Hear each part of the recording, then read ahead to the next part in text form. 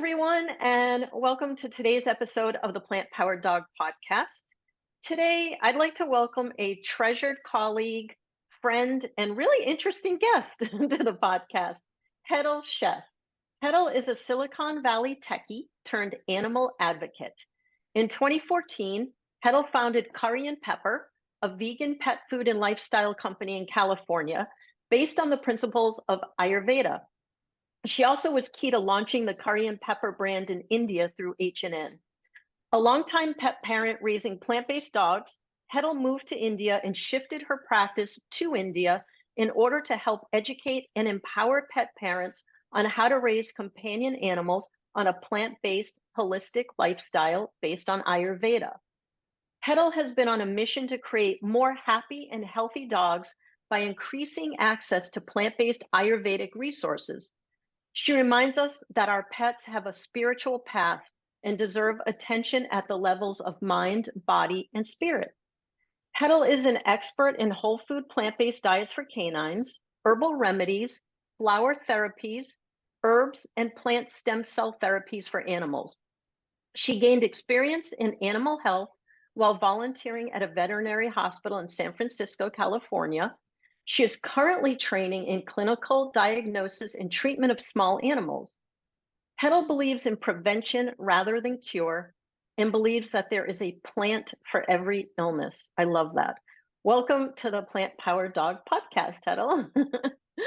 It's great to have you here. That actually is a quote. It's a pleasure to be with you and connecting with you always. Yeah, that's a line, I think, from the Bible. That's wonderful. I love it. First of all, a lot of people out there might not have much or even any experience with Ayurveda. So kind of let's start there. Can you describe it to us and just give a little background on how you became interested in that branch of natural healing? Sure. So Ayurveda, people are familiar with it for humans, it's widely practiced for humans. But what people have over the years, I think, lost is that Ayurveda is actually a science of life. The meaning of Ayurveda is the science of life. And it's something that's applicable for all living beings.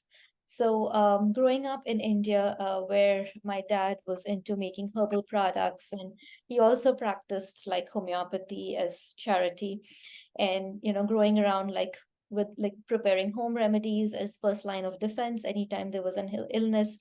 That's how life was approached at, like with my grandmom and great grandmom being with us. So kind of we grew up with like the kitchen herbs kind of as the first natural line of defense. So it's somewhere I think it was there as part of the heritage that came to us. But then when I came to the US, and this is before and we adopted Curry and Brownie, they came to us with a bunch of health issues. So Curry was 6 years old when she came to me, and she had grade 1 heart murmur, gastroenteritis, and even giardia. And she had a very sensitive tummy, and she would react to all kinds of food. And back then, I think where she was at, she was primarily meat based or meat fed. And being a vegetarian back then, I was a vegetarian. So being a vegetarian, it was going to be hard for me to kind of bring meat home and, be able to feed her. And so that's where this whole actually journey began, because we initially did start out with a vegan kibble for her, and we were kind of doing a whole lot of medicines and stuff for her to get her condition healed. And back then I had zero knowledge about animal sciences or anything of that sort. So but then we did that for 2 months after having her, and we really saw no progress. We were kind of back to where we were in the beginning. So then I was just having this conversation with my husband, and we're like, we do so many things for ourselves, in terms of applying the principles of Ayurveda for ourselves and the remedies, and some of these things could be applicable for them as well, so why not try it for them? And then I kind of started applying this for Curry and Brownie. I started doing a mind body diet for them. We started using herbs and stuff like that. And amazingly, in 2 to 3 months, we started seeing a transformation in them, And then my neighbors actually saw what happened with them, like the change in them, and they started asking me. So that's how this whole journey began. So it was not something that I had planned, but I think it was something that was truly led by my dogs, So I think they kind of gave me the purpose of my life. So that's Yeah, you basically gave them what they needed, right? to that. Yeah. I think I'll just share some principles of a very basic principle of what Ayurveda is and how herbs play into a picture, because then I think there is that level of understanding what the interactions could be or what it could cause, because it's a little bit of energetics that matter here. So maybe I'll just share my screen really quick. Perfect. So we all know what is Ayurveda for humans, but so what is Ayurveda for pets? This is something I get asked a lot. So basically, Ayurveda, like I said earlier, is the science of life. So like all human beings, all animals, all plants, every living being is made up of the same five elements of nature. That is air, fire, water, earth, and space. So we all are made of these five elements, and each of these five elements, they combine to form certain energies. So like, for example, air and space combine to form the air energy. The water and fire combine to form the fire energy. And then earth and water combine to form the earth energy. So when I say air, vata means air. It's kind of light, flowing, moving, right? And then if you think about fire is, it's like anything that is transformation, right? Like it's the change in Mm, energy, how it's working. So that's where the fire comes into picture. And earth is solid structure, right? So that's basically how these energies combine to form these three principal energies, the vata, pitta, and the kapha. So every being has a unique combination of the air, fire, and earth. So they combine in different proportions for everybody. So no two people have the same energies or the same combination. However, one usually is dominant at any given time, like depending on the season, and the at the time of conception, birth time, there's one primarily dominant energy that is residing in every being, while the others do exist. But this dominant energy is the one that actually defines a being's personality from mind and body perspective, what their primary emotions are, what their primary mental characteristics are, what their physical body is like, the shape, the metabolism, the kind of eyes you have, the hair, the coat, all of that is defined by these three energies. So the dominant characteristic usually is what defines your mind and body personality. Would like mm, whether, a dog or a cat is like anxious or fearful or is more the mhm, dominant type, or, it's that laid back, loves eating kind of type. It's these mhm, energies that define it. So like I mentioned earlier, air is all flowing, right? Like this, it's constant, so it governs the movement in the body. So now that's movement of thoughts, movement of air within the body through the hollow spaces. So if you think about it, like after the food is digested and everything, it has to be eliminated. So it's the flow of the air that is pushing everything mm, forward, right? And then the fire, right? So the fire governs digestion, metabolism. So whatever we eat is transformed, it burns through the fire and is transformed into energy, blood, and then is kind of assimilated by the body into the tissues. So that is basically what the fire or the pitta governs. And then we have the earth elements. The earth element is basically our bones. So it's giving us stability and structure, so it's defining how the mm. structure of a dog is, whether they're lean, whether they're like more on the broader end, or on the heavier side. So that is governed by the earth element.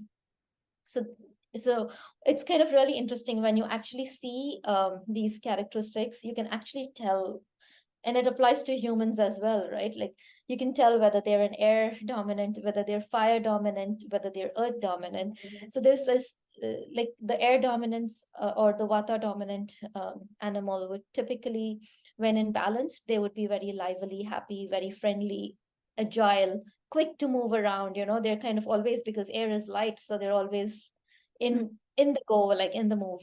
But however, when it is imbalanced, it could basically cause emotional disturbances where you will see the pet is very fearful or anxious. They have poor appetite, not eating regularly, like more variable appetite. Sometimes they eat, sometimes they don't eat. And based on these imbalances, when they continue to build up, they will lead to certain diseases for these kind. So Mm, the vata ones typically tend to have more of like, dry skin, dry coat, because if you think about air and it's too much, it's cooling, it's dry, right? So then you mm, see kind of manifesting on their skin and coat. Mentally, they can be, like I mentioned earlier, they can be more like fearful, anxious. So those behavioral aspects tend to come in. They tend to have poor digestion when imbalanced, so they don't metabolize the food well, so they tend to be on the leaner end, like it's hard for them to gain weight. So that would be like a vata dog. So likewise, a pitta, you can think about, like, let's say, so I'm not trying to stereotype, but you can think about like maybe a pit bull or something like that, where just from a physical structure point, where they're strong, like the dominant, like the pack leader qualities are there.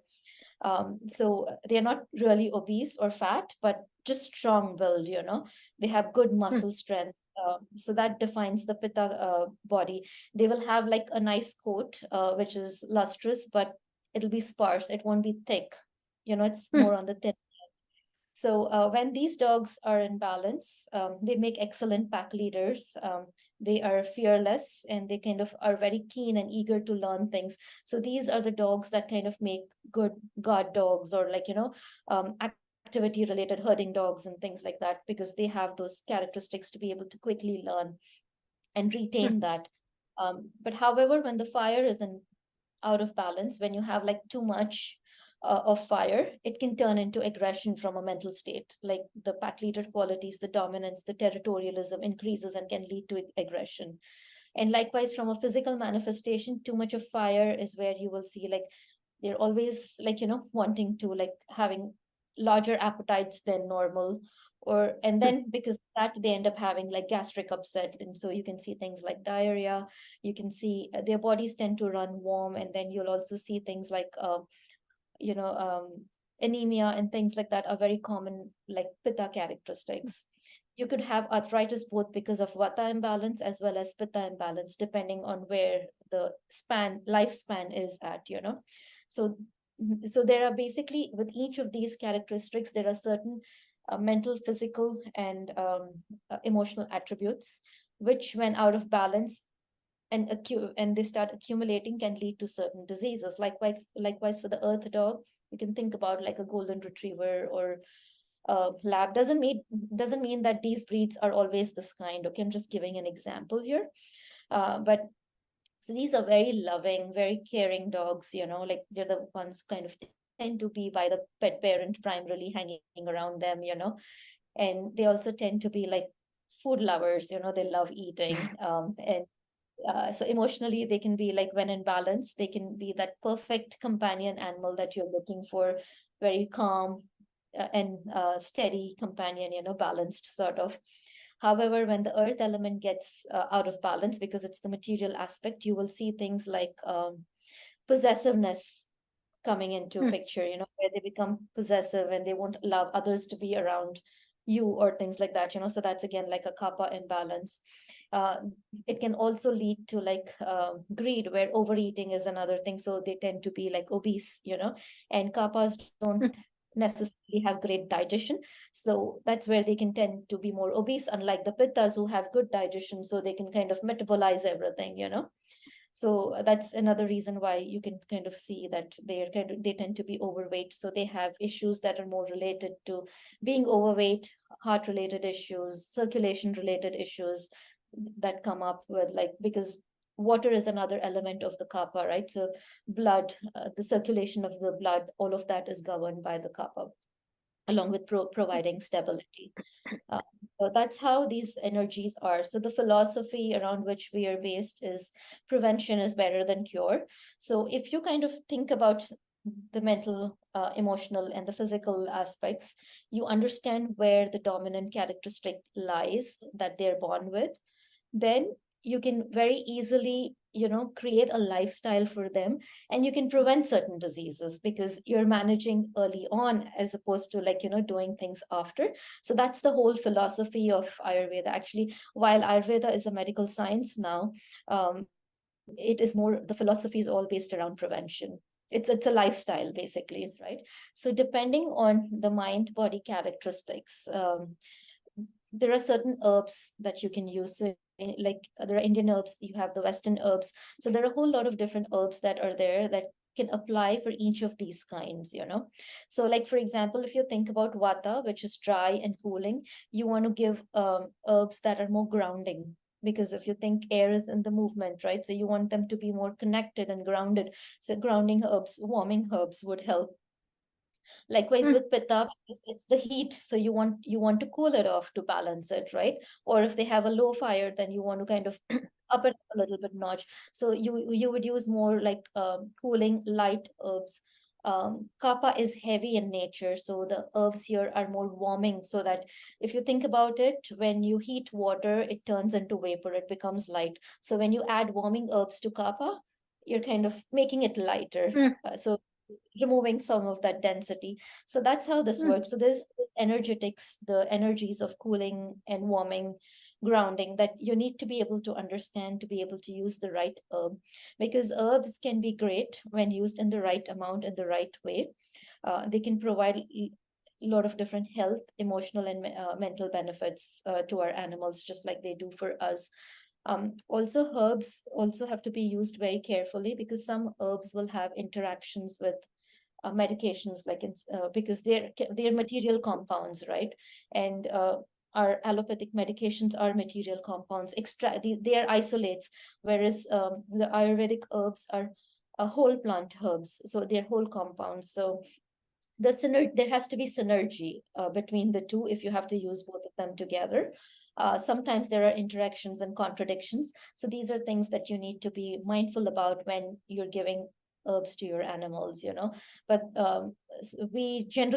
we think something is good for something and we tend to overdo, so that's where I think we need to draw a balance and be a little bit thoughtful about how we administer it to them.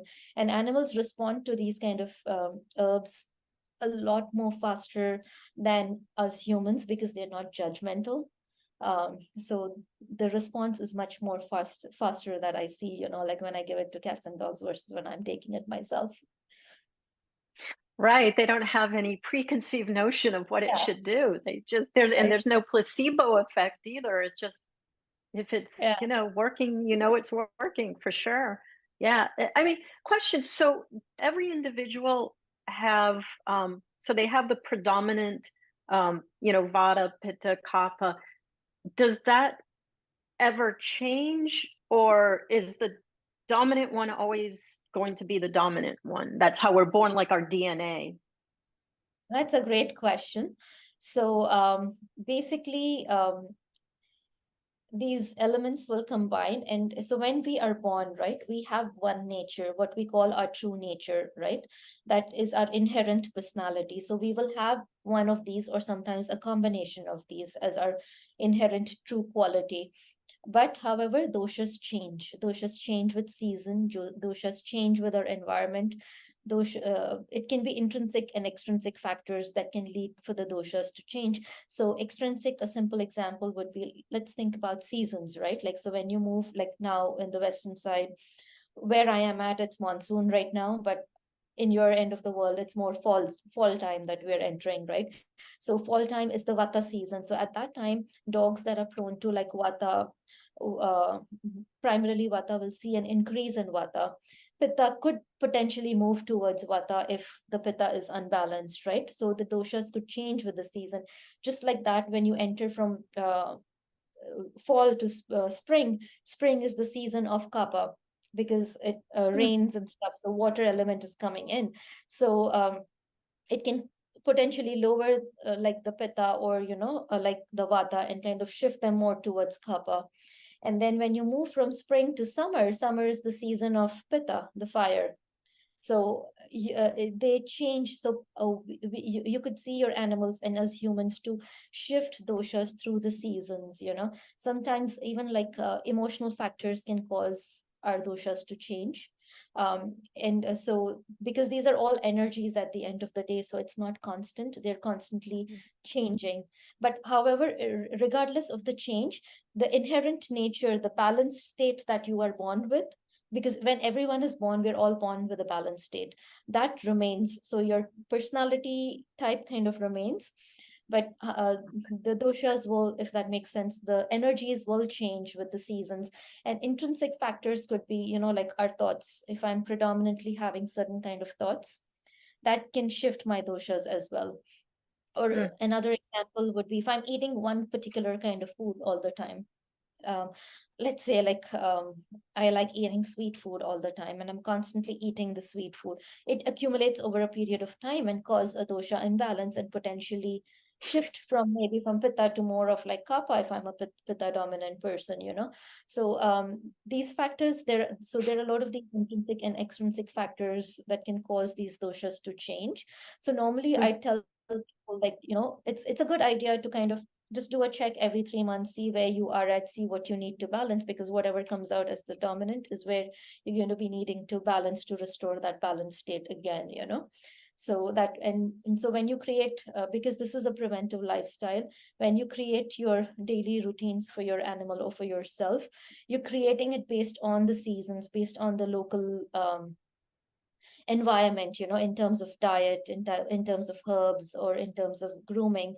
It's based on what geographical factors you are close to. So then you're kind of in tune with nature, more aligned with nature, because at the end of the day, we are all an integrated part of nature, right? So yeah, so that Which is was a good. interesting because obviously, with Western medicine, they don't take that into account at all. I mean, if you have a migraine in January and you have a migraine in August, you get the same migraine medication.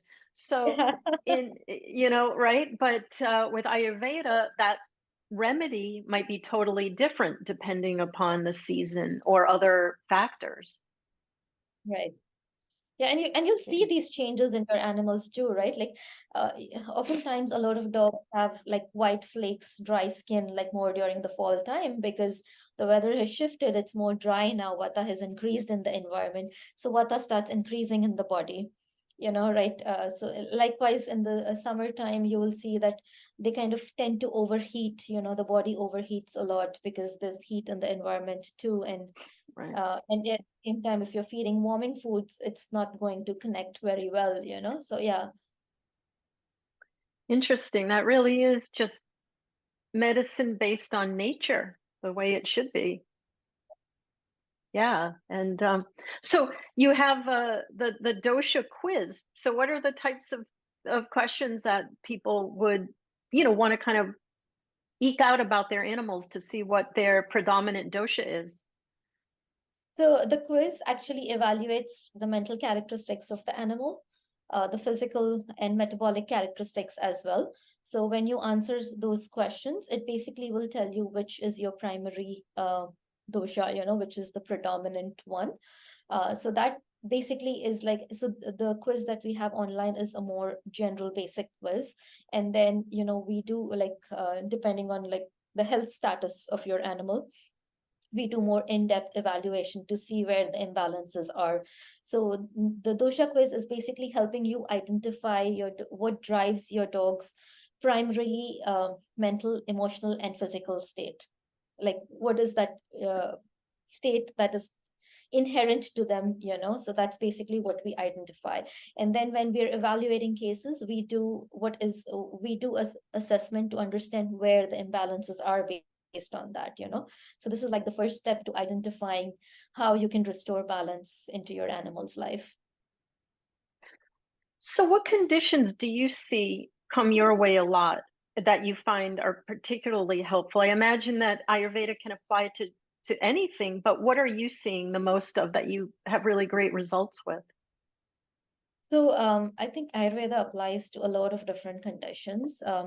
But I've been here, like here in after I've moved here, I've been seeing a lot of cases where we see like kidney issues, CKD, and then I've also been seeing a lot of mobility related issues like arthritis and things like that. And Um, a lot of dogs here end up having arthritis and bone and Mm, joint problems very mm, early on, partly because not everybody is on a balanced diet. So that's another thing, like, where we see these issues crop up, where they have movement related issues.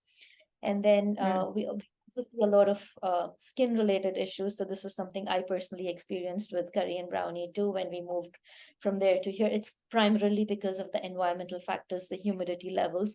And then we also see like a lot of gut related issues, um, where they have like GI issues of different kinds, like whether it's frequent diarrhea, again, that's sometimes because of the climate or the kind of food that they're eating. And a lot of times it's also because of the emotional mental state that the animal has consistently been in, so that kind of impacts the physical body as well.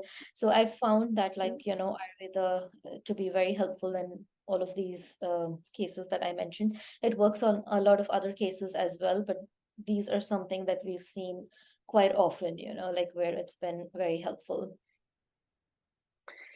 So you do a lot with flower remedies. Is that's also part of the Ayurvedic concept, or is that sort of a different approach? Sure. So flower remedies. So generally when you say flower remedies, what comes to mind is back flower remedy, uh, Right. which uh, which was a system designed by Dr. Edward Bach back in the 1920s to the 1940s time frame.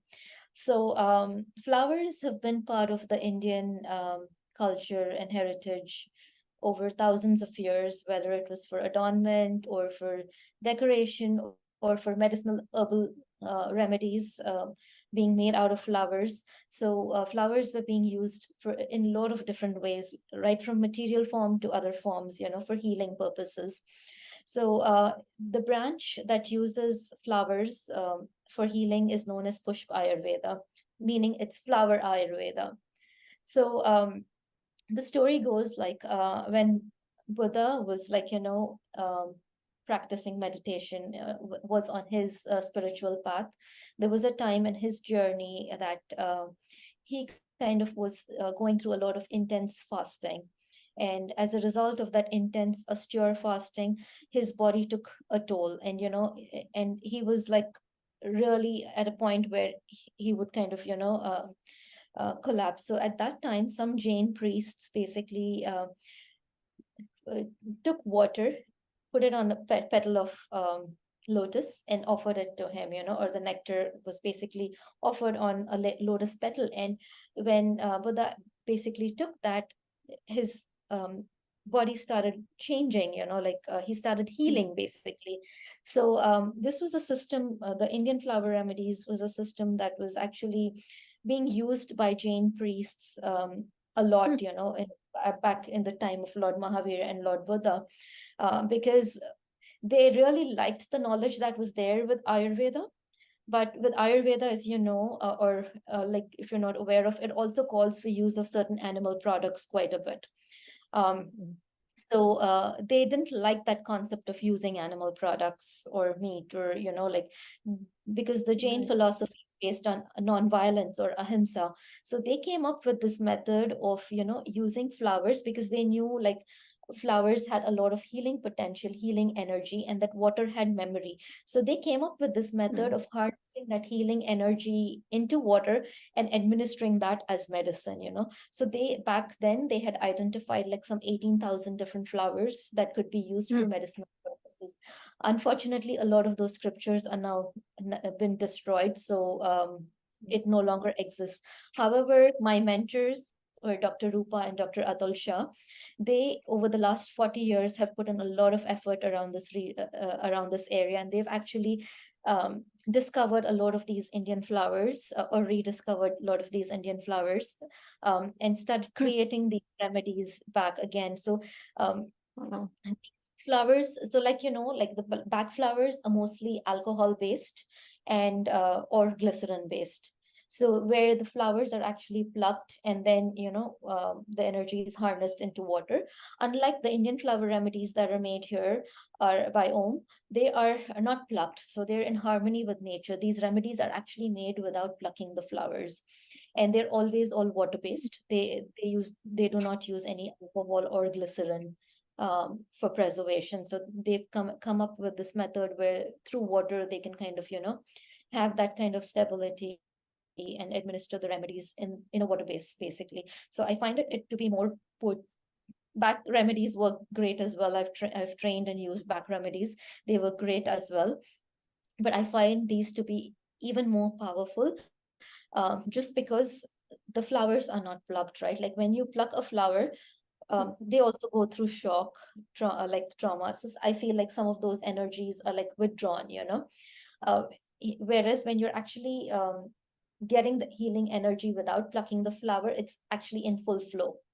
So it's a very spiritual process where all the energies of the universe are combining to kind of be able to give us that knowledge.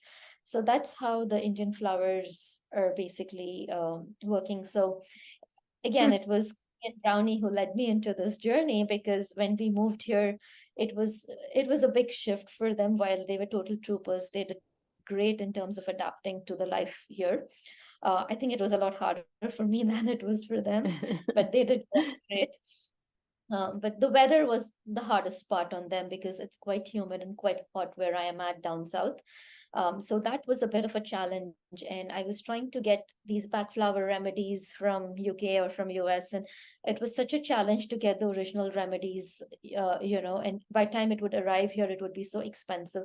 So I was like, we have so many different flower remedies in different parts of the world. So there has to be something here. And I started searching, and that's how I came upon the Indian flower remedies. And then I trained myself with them, to be able to start using. So this is something I've been using quite often in a lot of the healing work that we do here at Curry and Pepper, because it just works so beautifully. If you think about it, like all of us, we have a physical body, and then we have like an energy body, right? So flowers, if you think about it, um, they bloom from the bud. They're part of the plant. So they're harnessing all the five elements of nature that we discussed earlier to be a full bloom and thrive. Now, whether the Hmm. seasons change, whether the weather changes, whether the soil quality changes, whether there are different insects coming on, they still know how to thrive. So they have that inherent information uh, through Hmm. nature. So that's basically what we are harnessing in the water, basically, like every flower, because different flowers grow in different environments, so they have different information, right? So that is what we are capturing in the water and administering as remedies, basically. So they work not only at emotional, mental, physical, but even at spiritual level. So it's like almost like it's a permanent fix. It's like when your system is bugged, you're downloading a fix.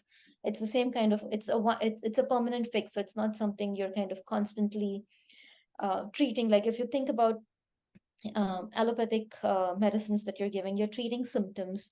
So it's a constant process, right? Like there's no permanent relief. So that's what we hear, because this is a holistic approach. You're kind of trying to alleviate or eliminate the root cause, basically.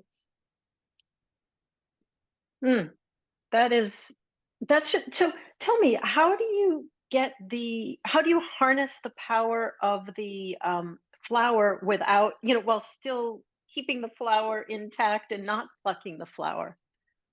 Yeah, so like Dr. Rupa and Atul, they've devised this very special process and it's a very proprietary process that they've come up with, where they kind of do this, So if in layman's terms, if you want to just think about it, it's like if you were to dip the flower in a bowl of, in a clear bowl of water, spring water, in the right environmental conditions for a certain amount of time, the energy is being transferred. So I think there's scientific studies that have been done in Germany, Wow. where they've Wow. put different flowers and different beakers of spring water.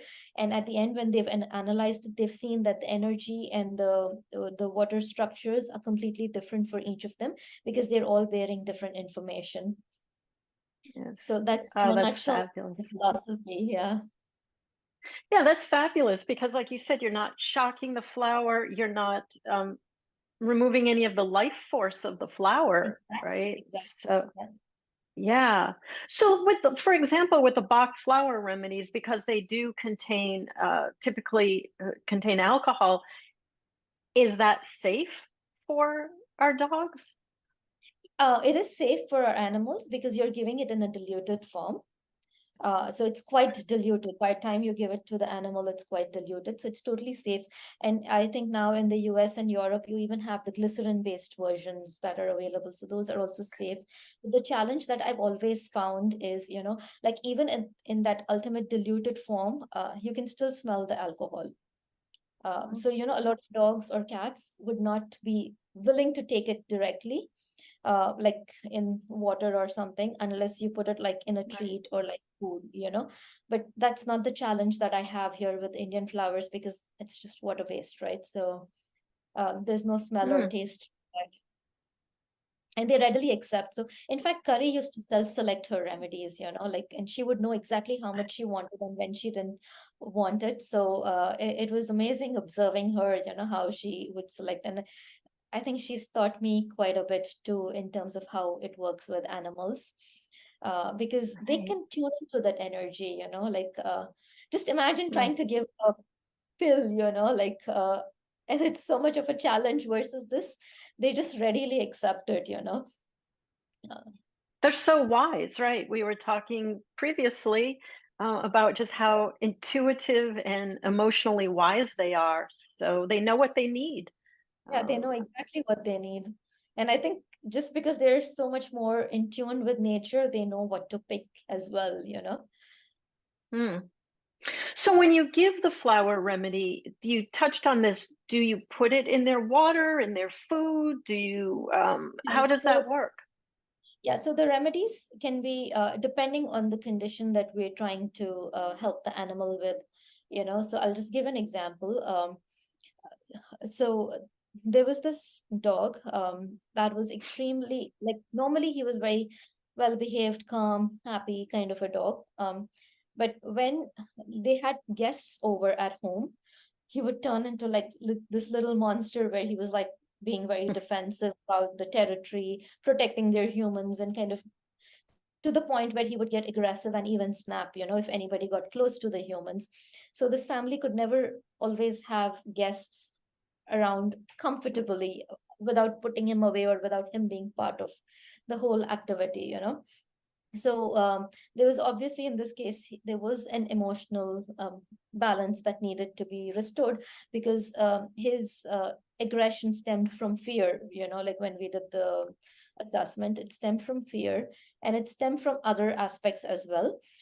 So we kind of we helped him through with the flower remedies for fear. And since these were given, like, so for back flower the dosing is very different versus the Indian flower dosing that you would do. So for Indian flowers we typically do 3 drops 3 times a day, so you can just put them directly into your dog's mouth, or like I normally prefer putting them on a spoon and just letting them lick. They'll just take it away right away. So it's super easy. In acute cases, you can administer them in a little bit of water, and the frequency can be changed depending on the need. Like we're heading into Diwali this weekend, so there's going to be a ton of fireworks, and you know what fireworks does to Mm, animals. And that kind of an I know. acute situation, this is something I would give to Brownie in a water base more frequently, to help him cope with the sound and the vibrations of the fireworks. So it kind of really depends on a case to case basis. It's very individualistic because Ayurveda views every being as an individual, because we are all different. We all respond to different situations differently, and it's the same with our animals. So typically, the thought process is that with natural remedies, as opposed to, pharmaceutical remedies that are kind of more of a band-aid, but with a pharmaceutical remedy, you might see more immediate, I would say, results. They're not curing anything, but, just the headache goes away or what have you, the diarrhea clears up. Um, with the flower remedies, you're also making it kind of, I'm getting the impression that they work pretty fast, which surprises me. I would think that it might take weeks or even months for this to have an effect. Yeah, it's amazing how fast it works because it's based on quantum physics. So if you think about quantum physics, the rate at which energy Hmm, travels the particles, it's so rapid, right? So it's the same thing. So like I was saying earlier, we have a physical body, we have an energy body, what we call as the aura. Our animals have that as well, like they have the physical body and then they right. have the aura. So the layer of the aura that is called the etheric energy, which is the first layer between the physical body and the other energy bodies, contains the blueprint of the emotional, mental, physical, and spiritual well-being, basically. So the mind, body, spirit, how to keep that in balance. Its job is to protect our mind, body, and spirit, basically. So Hmm. whenever there is like a bug in there in the etheric energy, that's when disease manifests in the body. And the bug could be because maybe there's an emotional issue, maybe there was something that happened externally, environmentally, so and we believe through our practice that most diseases manifest in the emotional mental level first, and then they kind of go down into the physical body when they've accumulated over a period of time. So like for example, so there's this emotion mind body connection, right? So for example, if you were to think about a dog or a cat or any animal that is fearful, how do they exhibit fear? They would get into the flight response, they would be nervous, they would try to hide, or they would tremble, or they would urinate or defecate, right, out of fear. So now if you think about like when the fear, if they've lived in a constant state of fear, what's going to happen? Their kidneys are going to be affected because that's where the emotion is stored,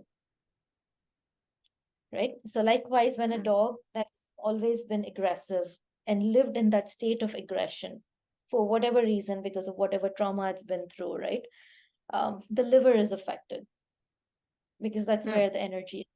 So there is this whole mind body mapping. And so that's where I think it's really important to look at it in a whole way. So this dog that I was mentioning about earlier, so we started him with the remedies for fear.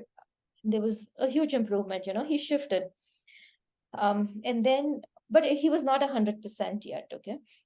So then we kind of, I interviewed the family, got to know what their surroundings and environments were more. And I discovered that he was attached to the pet parent's son. Okay. He was quite closely bonded.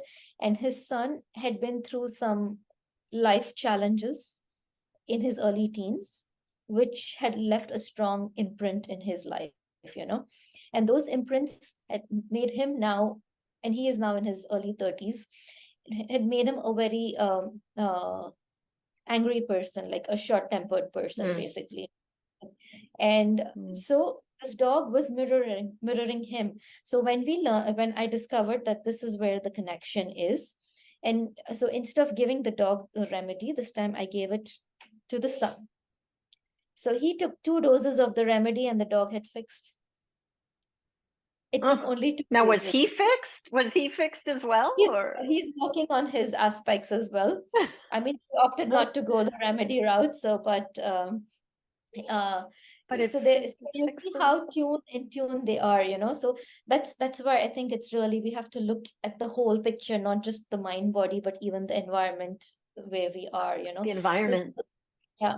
And like Yes. even with Brownie, like when he had a muscle injury, when I actually was just back from one of my flower remedy workshops, and I came back home and he was like, he wouldn't move, he was in such severe pain. Like he'd injured himself doing some of his acrobatic stuff. He's always jumping around everywhere. And so he was in extreme pain. Like he couldn't even get up to kind of, come to the door and like when I had come home. Mm. So that and he was in. And when I came home, I was so shocked to see him that way. And I was like, and it was a weekend and it was going to be hard for me to find a vet. And if I did go to one, the only thing they were going to do was give him a painkiller and give him a steroid shot. And I was like, okay, I'm going to try the remedies first. If it doesn't work, then I'll figure it out. And he was in a condition where I couldn't even take him to physio, because it was too much pain for him Mm, to even go to physio at that point. So I just did the remedies. Like within a day, he actually started moving around, he had a mm, slight limp. He was mobile. So then he was ready, like his pain was completely gone. So I didn't have to do any painkiller or steroids. I was able to take him for his physio, and his physio was amazed. He's like, mm, normally something like this would take 3 to 4 sessions of body work for me to do. And he was fixed like in one session. So flower mm. remedies work Fab- great on their own. They're super fast. They complement any other therapy that you do. They enhance it and take it to the next level. So I even use flower remedies when I'm transitioning dogs from like a meat-based diet to a plant-based diet, and it really helps, because it's working at the whole mind-body level. That's fabulous. And you have created your own Ayurvedic products, right? That people can actually purchase online. Yes, absolutely. Yeah. So there are Tell certain us about blends. that. Yeah, there are Yeah. certain blends that we've created because, when we started this journey for curry and brownie, it was a lot of work doing everything separately, and because they were both different, completely different individuals. So it was kind of challenging to kind of be able to do everything for them. So I figured like if it is so hard for me, nobody else is ever going to do it just because it's so much more work, right? So this whole goal with curry and pepper was to make Ayurvedic living for animals simple and easy. So that's where we came up with our line of products. So before I share about like the products, I'm just going to share a little bit of tidbits with some of the herbs that I work quite a lot with, and it's also in our products, just so that we're able to understand how it all comes together. Like for example, ashwagandha. So ashwagandha is also known as a rejuvenator. It's an adaptogen. And a lot of us take ashwagandha for our own immune health, and it's great for our animals too, like for our dogs, cats, horses. Ashwagandha basically means the smell of a horse, because that's how the herb basically smells, and it gives the strength and vigor like a horse. So it's a great nervine tonic. It is it. There's been studies done that actually show that dogs.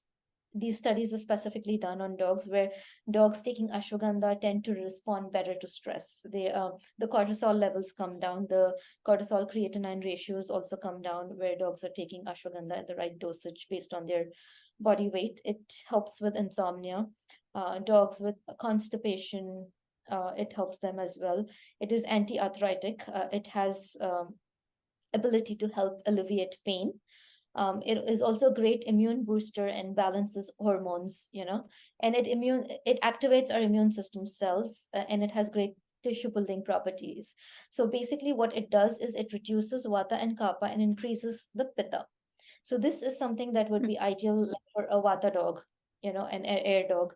So this is part of our basically a vata balancer. So what we've created these balancers, the vata balancer, pitta, and the kapha balancer, that is basically so you don't have to figure out what herbs to give your dog.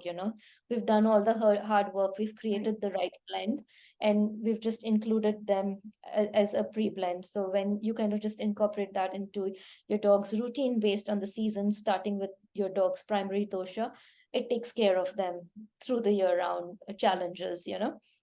Likewise, amla is another excellent anti-inflammatory. It is great for the immune system because it's an excellent source of natural vitamin C.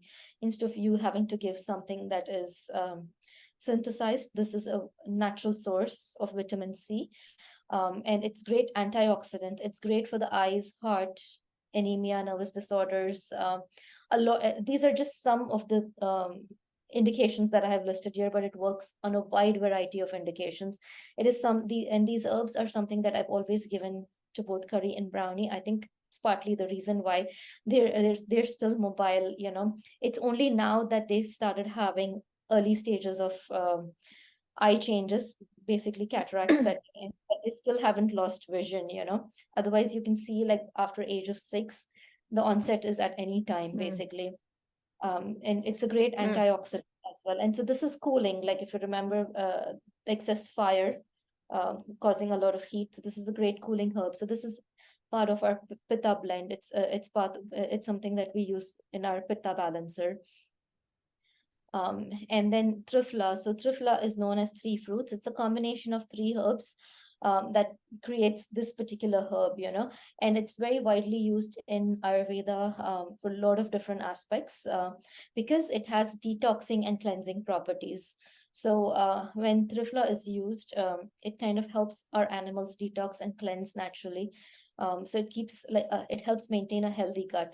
So when mm. our gut in a healthy place, clean, you can build your life force, which is known as ojas. So you're building vitality. It also helps improve the oral microbiome. Again, there are studies done around these that where they show that it helps with the oral microbiome as well as the gut microbiome. So each of these balancers, you can actually use it as your herb addition to the daily routine, or you can even just add coconut oil and use it as a toothpaste for your dog. So it's all in one. You don't have to have too many products. And like I Nice. said, it works for dogs with allergies, because again, allergies occur when there is clogging of a lot of toxins in the body, and the gut is not in a great place, like you may have seen as well, right? So this is part of our all 3 blends, the Vata, Pitta, and Kapha, because it balances all 3 doshas. They're formulated in specific ways just so that they all have the right amount for each of these doshas. So the Vata balancer Mm, is great for dogs that have that are very nervous, constantly in a state of stress, have constipation. Because if you think about fear, you're also kind of controlling, your muscles are tight, so you kind of tend to go into the state of poor digestion and eventually constipation. So it works for dogs with constipation, skin issues, like so it because it has things like sesame seeds and stuff like that, so it kind of provides hydration as well, or lubrication. Our pitta moisture. balance, Yeah. yeah. Mm, So a pitta balancer is more on the cooling end, where it helps balance the fire. So dogs that are prone to mobility issues, it's great for them. We've seen great stories where, like senior dogs with mobility issues could barely walk, can now run with consistent use of the mm, pitta balancer. Uh, mm. Likewise, the kappa balancer is great for dogs that are, prone to like gaining weight, because it helps boost the digestion. So, you're kind of bringing that balance back in. It also is great for circulation and respiratory issues. So that's how they work at a lot of different levels, but these are just like the um, some examples. So what happens is when you incorporate these herbs um, in your dog's or cat's life, you will actually see that they're kind of, the health is improving overall. You're actually able to prevent certain diseases, because you're maintaining the healthy material aspects of the body. So herbs work at a material level, whereas the flower remedies work at a higher level. Like I said, they work more at a, so these work at a mind body level. The flower remedies work at a mind body and spirit level. So sometimes I combine flower remedies with these to take it up to the next level, depending on the case, basically. So I'm obviously going to put the information for curry and pepper, and you have it here, but I will also put that uh, at the bottom on the YouTube channel so that people can contact you. They can purchase the products, and I assume you work with people all over the world, so it's not a problem if someone from the U.S. or Canada wants to work with you. Correct? Yeah, so we do work with people from various locations, because most of it is all online on Zoom, and we do ship our products as well.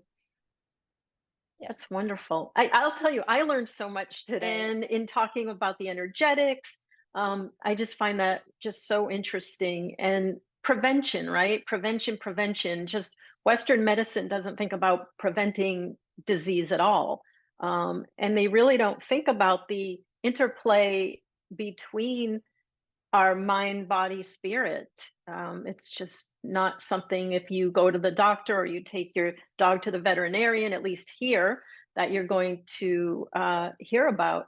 So thank you so much for, bringing that aspect of really important aspect of care to our dogs. And I hope that people enjoyed this as much as I did. I learned a ton, and I'm sure they did too. And like I said, I will put your website information, and I hope that people, reach out and, kind of pursue this avenue for their dogs. It's awesome. Yeah. Thank you. Yeah, no, thank you so much, Diana. And I really appreciate this because I think this is perfectly in line with what you do because food is also medicine. And again, Right. that is prevention too, right? So I think, thank you so much. It was a pleasure being Yep. here.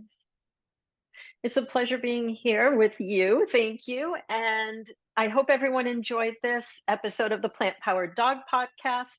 And be sure to reach out to Hetal with any questions, and I know she'll get back to you.